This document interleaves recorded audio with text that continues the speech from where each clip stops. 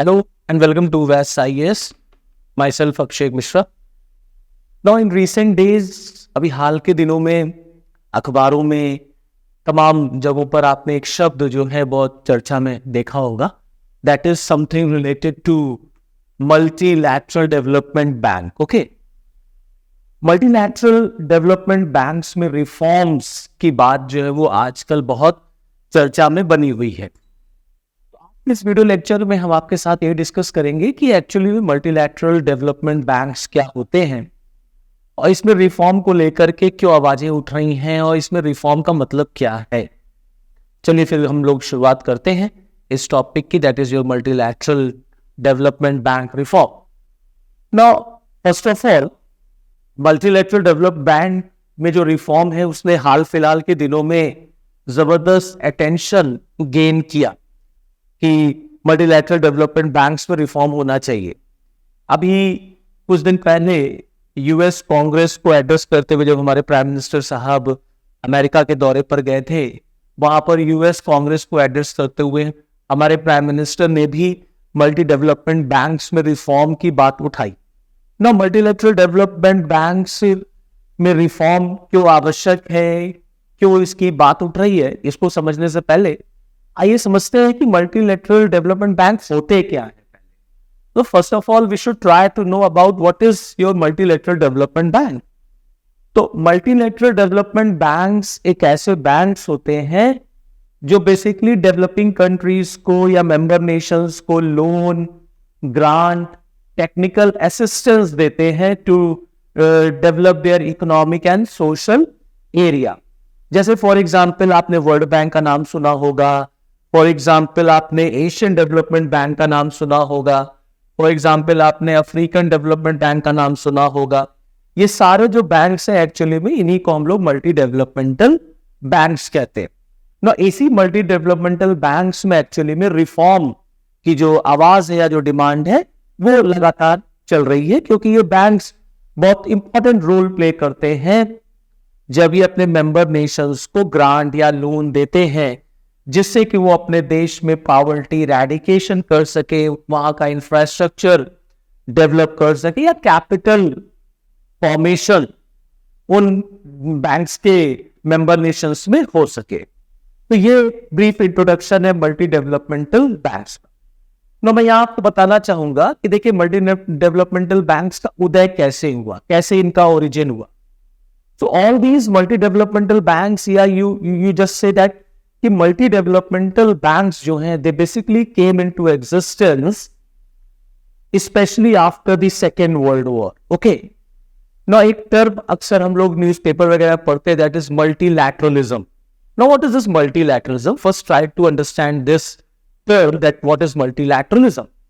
Now multilateralism एक ऐसा cooperation होता है, एक ऐसा मंच होता है जहां विश्व के तमाम देश आपस में कोऑपरेट करते हैं to achieve a certain goal और to achieve a definite goal, a common goal. तो जब कई देश मिलकर के एक प्लेटफॉर्म पे आ जाएं और आपस में सहयोग करें और सहयोग करके वो एक सामान्य एक कॉमन गोल को अचीव करने की बात करते हैं, तो उस फिनोमिना को हम लोग मल्टीलैटरलिज्म कहते हैं.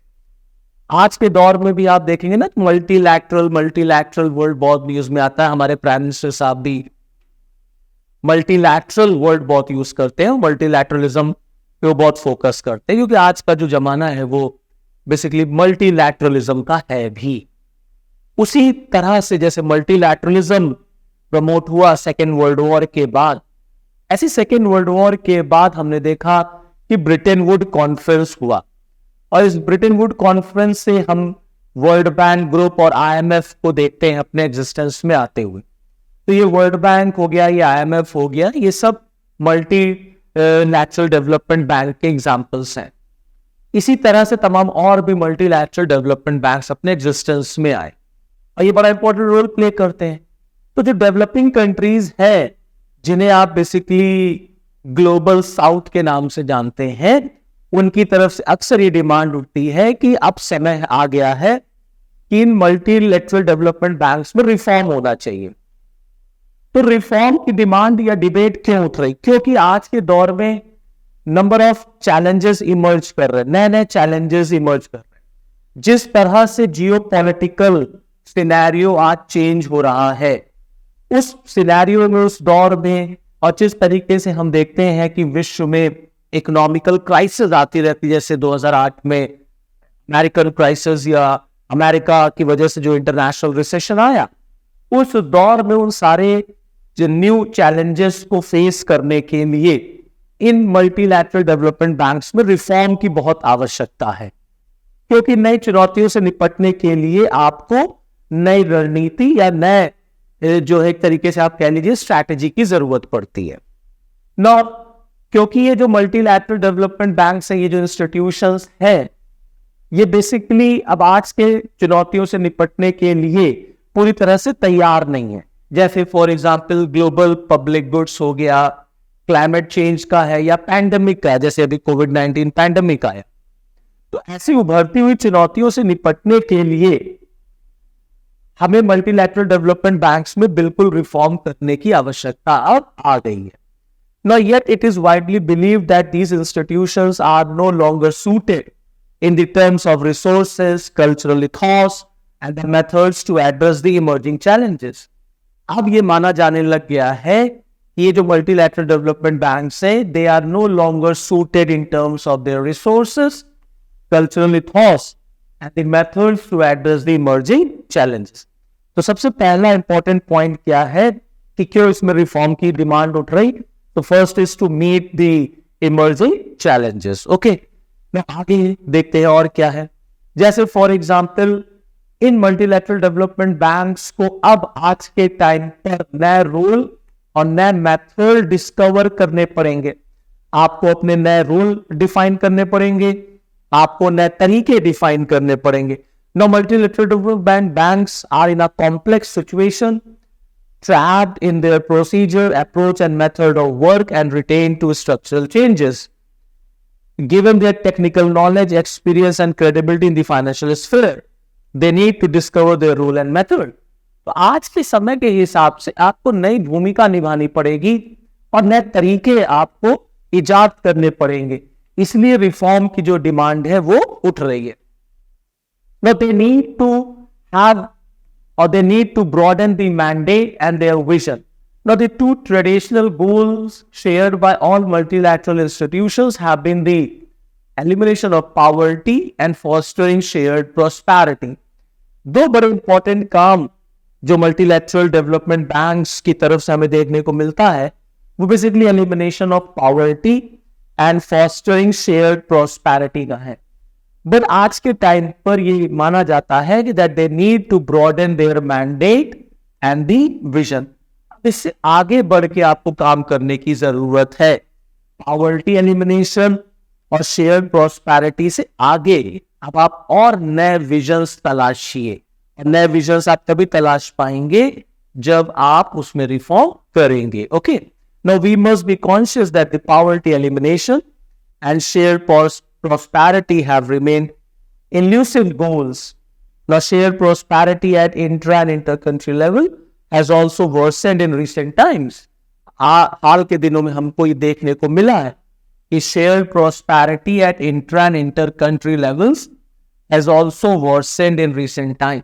मतलब inter and intra country level पर जो shared prosperity का जो कॉन्सेप्ट है वो भी हमें बहुत जो है बुरे दौर से गुजरता हुआ हाल के दिनों में नजर आया। Now moving ahead, आगे और क्या बेहतर किया जा सकता है? Now these multilateral development banks, they need to broaden their vision to address the challenges of trans-boundary issues and the opportunities connected with climate change. तो आज के दौर में अपने विजन में हमें इन सब चीजों को शामिल करना पड़ेगा। मल्टीलैटरल डेवलपमेंट बैंक्स को इन्हें इंक्लूड करना चाहिए। Now they need to change the current operating model. जब हम बात करते हैं कि मल्टीलैटरल डेवलपमेंट बैंक में रिफॉर्म की क्या आवश्यकता है, तो कहा जाता है कि that they need to change the current operating model. Now there is also a need for creating an incentive structure and bringing changes to the current operating model of multilateral development banks. So they must reform their current operating model. Now, the G20 summit that happened in India, जो भी G20 सम्मेलन जो भारत में अभी हुआ, उसमें भी हमने ये देखा कि जो है मल्टीलैटरल डेवलपमेंट बैंक्स के रिफॉर्म को लेकर के बातचीत वहां पर उठी। अब भारत के पॉइंट ऑफ व्यू से जब भारत ने G20 सम्मेलन का आयोजन कराया, हमने प्रेसिडेंसी उसकी अचीव की थी, तो what is the importance of reforming multilateral development banks as far as India is concern, या भारत के अध्यक्षता में जब G20 सम्मेलन हुआ तो उसमें मल्टीलैटरल डेवलपमेंट बैंक्स के रिफॉर्म की क्या इंपॉर्टेंस है। No, for India multilateral development banks में अगर रिफॉर्म होता है तो हम बेसिकली भारत ग्लोबल साउथ की बात करता है। अफ्रीकन यूनियन को भी हमने G20 सम्मेलन में, G20 ग्रुप में जो है वो ज्वाइन करवाया इस बार के G20 सम्मेलन में। तो ग्लोबल साउथ की जो प्रॉब्लम्स हैं, इंडिया ये मानता है कि वो तब तक मीट नहीं हो पाएंगी या तब तक उनको आप सॉल्व नहीं कर पाएंगे जब तक आप उनका पार्टिसिपेशन मल्टीलैटरल डेवलपमेंट बैंक्स में नहीं बढ़ाते, whether that is in your world bank और इन IMF। इंडिया लगातार ग्लोबल साउथ की बात करता है, तो भारत ग्लोबल साउथ की आवाज बन करके एक तरह से उभर रहा है। तो ग्लोबल साउथ की दिक्कतें जो हैं, इंडिया का मानना है कि वो तभी दूर होंगी जब मल्टीलैटरल डेवलपमेंट बैंक्स में रिफॉर्म होगा। तो भारत के पॉइंट ऑफ व्यू से ये सबसे इंपॉर्टेंट बात है कि भारत को एक ग्लोबल साउथ के लीडर के रूप में प्रोजेक्ट किया जा रहा है। इंडिया एस्टैब्लिश हो गया है ग्लोबल साउथ के लीडर के तौर में। Now, the expert group of G20 is expected to take holistic approach on a wider range of issues and outline a pragmatic implemented program.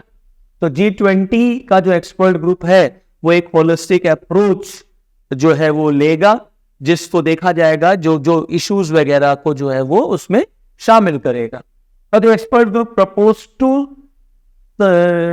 basic two important reports. Now, the first focuses on the issue of vision, financial capacity, and modalities of the funding the MBDs. तो जो expert group G20 का बना, जिसने अपनी report submit की, उसमें पहली जो बात कही गई है वो मल्टीलैटरल डेवलपमेंट बैंक्स के vision, financial capacity and modalities of funding पर फोकस करने की बात करता है।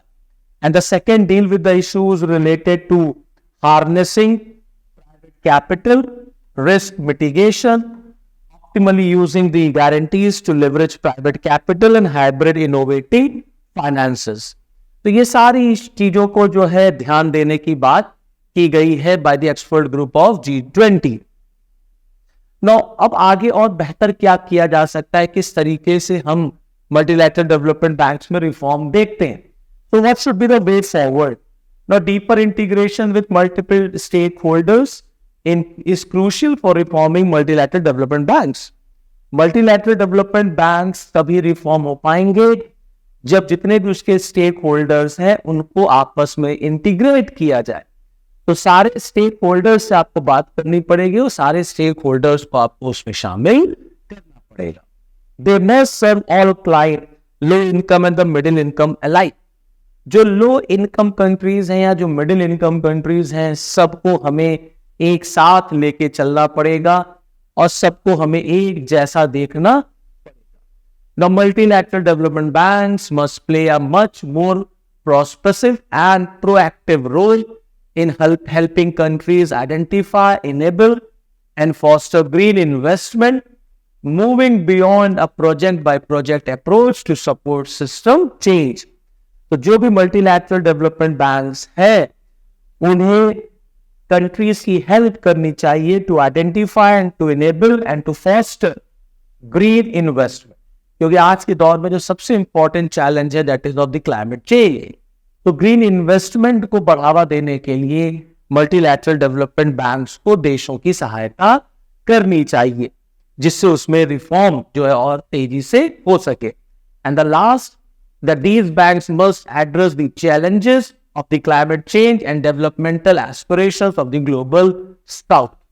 तो multilateral development banks में overall reform तभी हो पाएगा जब मल्टीलैटरल डेवलपमेंट ग्लोबल साउथ के जो इश्यूज हैं, जैसे for example of the climate change and the developmental aspirations, उन्हें मल्टीलैटरल डेवलपमेंट बैंक फोकस करेंगे।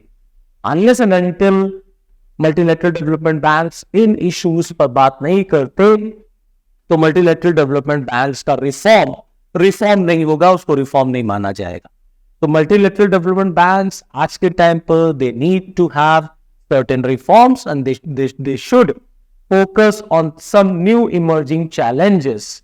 और ग्लोबल साउथ को लेकर के बेसिकली मल्टीलैटरल डेवलपमेंट बैंक्स को और ज्यादा इंक्लूसिव अप्रोच फॉलो करने की आवश्यकता है। So this is all from this video lecture. Okay, thank you.